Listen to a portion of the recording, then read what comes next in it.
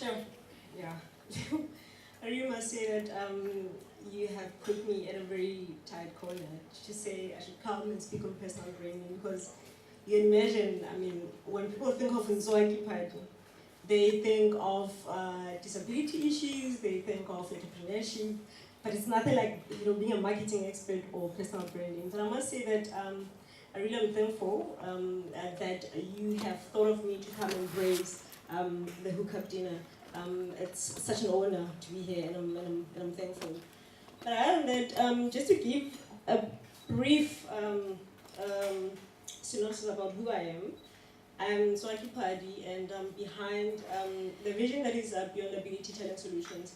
And what we do at Beyond Ability Talent Solutions is that we recruit and place persons with disabilities into formal employment.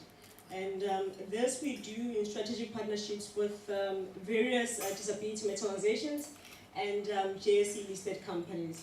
That has worked well for us. I mean, by the same time, I mean, like the first year was it was a steep ride. But at the same time, for me, with believing in the vision, I've seen that grow quite well. But most importantly, I think it has grown because of how I've positioned myself in the market.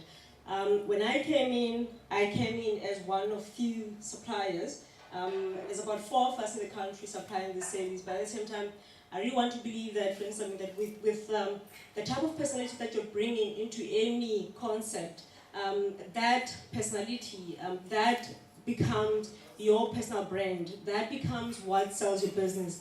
I mean, at this point in time, where I'm at right now, I mean, I've been running for 4 years now. My last employer was SAB. I was coordinating HR activities for 3 depots, namely Mkuze, Phoenix, and Richards Bay. So what's been happening is that with the brand that I am, with the passion that I have for the concept, what just suddenly happened was that people were tapping and plugging into this energy. I mean, to a point that, I mean, like right now, I'm asking myself to say that, okay, you know what? I find a whole lot of people want to do collabos with me, and I'm like, I mean, I thought I was just a recruiter. I thought I was just a veteran. I thought my focus was just around focusing on persons with disabilities.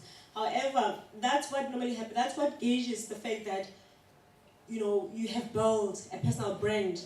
Because with a personal brand, I figured out that a personal brand is what makes you stand out from everyone else. It's what defines what you're passionate about. It's what defines what you're living for.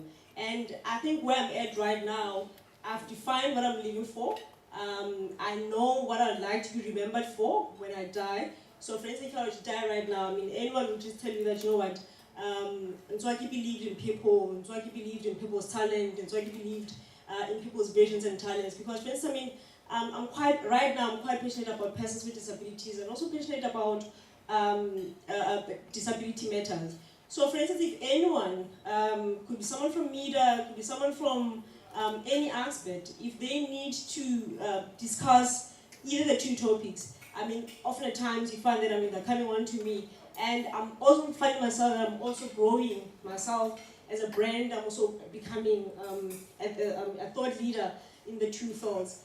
Now, I have done that through various ways, and one of the ways was first by identifying my passion. I mean, for me, working with people has never been an issue. I've always worked with people from my youth development days, from my community development days. I've done that here locally in South Africa and also internationally in Belgium. So for me, working with people was never an issue. I mean, it was just never an issue. So it was easy for me to even go into HR because of, for instance, I mean, I have a strong, I have a strong passion around developing people. So it was never an issue. Now, what then happened was that, so basically like right now, around building Beyond Ability Talent Solutions, I've sort of managed to build it through, being involved in a number of spaces, like vlogging, like blogging, like social media, because I mean, there's one thing that entrepreneurs need to realize is that right now it's no longer about just updating a status on what your lunch was. Right now we have a powerful platform from these social media networks, and it's no longer about It's about utilizing the power that you have. As is, marketers have branded the term technographers. I don't know why they moved from Generation X, Generation Generation Y, Generation Z. I don't know why they've done that, but suddenly they're now talking about ecographers and technographers. I'm like, okay, fine. I went deeper into the issue around ecographers. But what is currently happening about ecographers is that these are the guys who are changing, who are bringing a new world order. These are the guys who are understanding that, for instance, that with media, you can go as far as any part of the world and plug into that space, and there are no working hours. I mean, you can do business at any point in time. I'm also looking at this point in time that even in my case, like right now, I'm working with what I would term ecographers because I'm working with people who were born in the 80s and the 90s. And what they're saying about ecographers is that these are the people who are driving the economy. These are people who are changing, who are bringing a new world order. Because what they're doing is that they have information day in and day out. For them, it matters the most as to whether a restaurant has Wi-Fi and so forth, whether a place has Wi-Fi.